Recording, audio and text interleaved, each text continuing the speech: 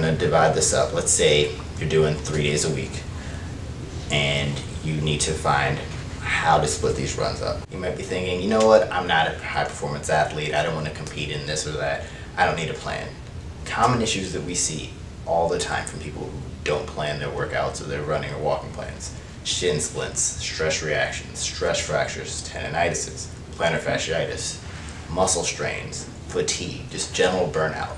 Now that sounds like a really long list. That's the short version. The best way to keep yourself active and to keep yourself healthy is to plan everything out. You want to figure out what your goal volume is for that week, and you're going to measure that in either time or distance. So let's say I have 3 days, I want to run or walk 6 miles in a week. Okay, divide that 6 miles by the 3 days. 2 a day. Okay, simple. But wait, I told you you need to mix it up. So the different ways I like to mix things up, and you can do this with walking or running. Take one day, and this is going to be the bulk of your volume. Typically, you're going to do this at the end of your week. You can do the beginning, but I like to say to do this at a time when you know you're going to have the most time. So depending on your work schedule, that might be sometime on the weekend, sometime during the week. Depending on your kid's schedule, you might mix it up a little bit. We also are going to have a moderate day that is not quite as long, but not quite as short as our last day, which is going to be our speed day. I'm going to bump up my long distance day to be 3 miles. My moderate day is going to be 2 miles, and my shorter distance day is going to be 1 mile. So the goal of the variety is to allow you to mix things up and see honestly what you like more and what your body responds to more.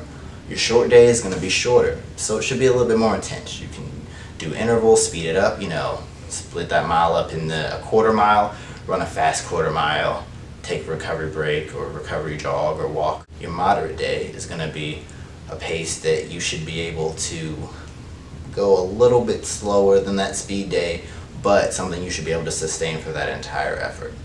And that long distance day should be closer to kind of a conversational pace. And that means whether you're walking or running, that you can sustain a conversation. The one rule I'll say is to keep that long distance effort to once a week.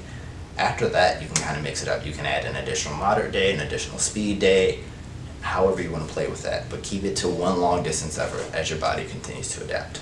We're very capable of adapting to different things. So the best way to get the appropriate response that you're going to want is to mix it up. There's a lot of injuries that can come up if you don't plan. But even if you do, you can see another list of injuries as well. If you do find yourself struggling with this, you have nagging pains, aches, pains, or you just get some random acute injury, and you turn your ankle walking or running, you step off a curb the wrong way, come seek some professional help.